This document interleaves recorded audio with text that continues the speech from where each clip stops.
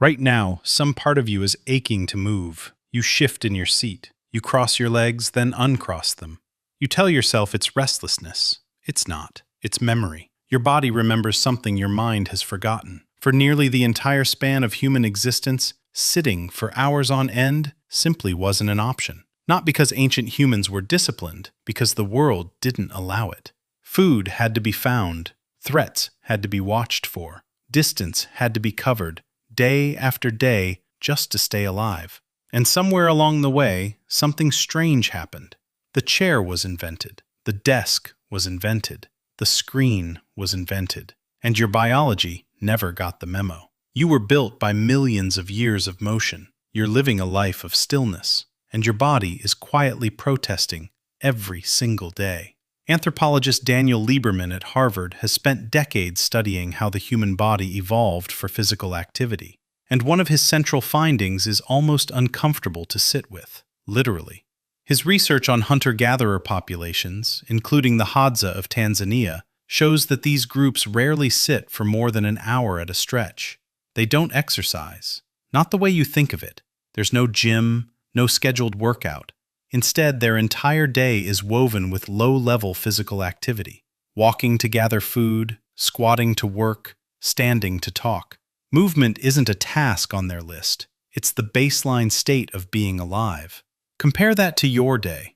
Compare that to the average commute, the average desk job, the average evening spent motionless in front of a screen. Somewhere between 6 and 10 hours of near-total stillness every single day for decades. Why does this matter so much?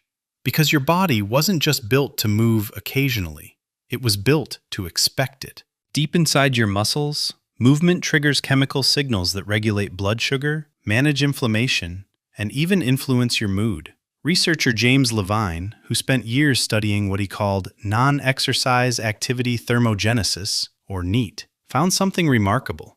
The small movements you barely notice, fidgeting, standing, shifting your weight, aren't wasted energy. They're doing real metabolic work. When you sit motionless for hours, that quiet internal machinery slows down. Your body isn't just idle, it's confused. Think about that for a second. Confused. Your ancestors' bodies never encountered prolonged stillness without a reason. Stillness meant danger, or rest after exertion, or deep sleep. It was always bookended by movement. Never a state to live inside of for 8 hours straight, 5 days a week, for an entire working life.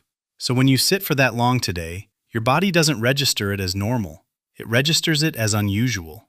And it responds the way it always has to unusual conditions. With stress signals, with inflammation, with a slow, quiet unease that you might just call tiredness, but which your ancestors would have recognized as a warning. Here's where it gets stranger. This isn't only about your muscles or your metabolism. It's about your brain.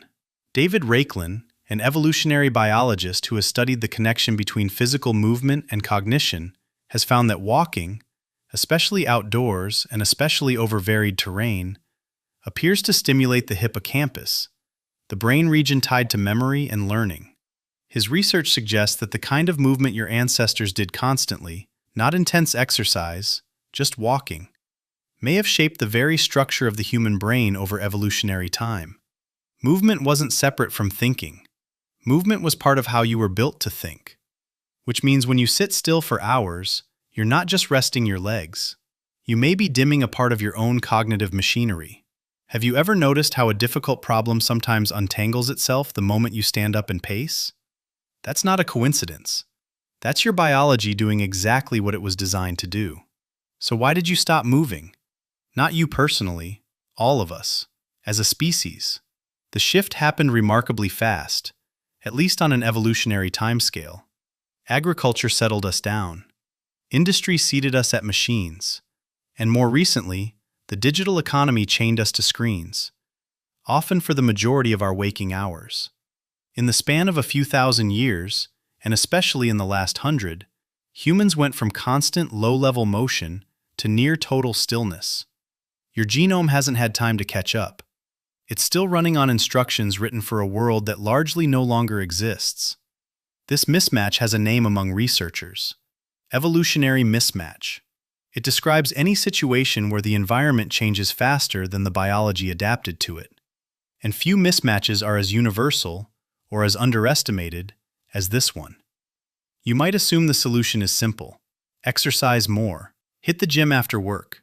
And that helps, certainly. But Lieberman's research points to something more unsettling. An hour of vigorous exercise doesn't fully cancel out 10 hours of sitting. Your body doesn't just want a burst of intensity followed by stillness.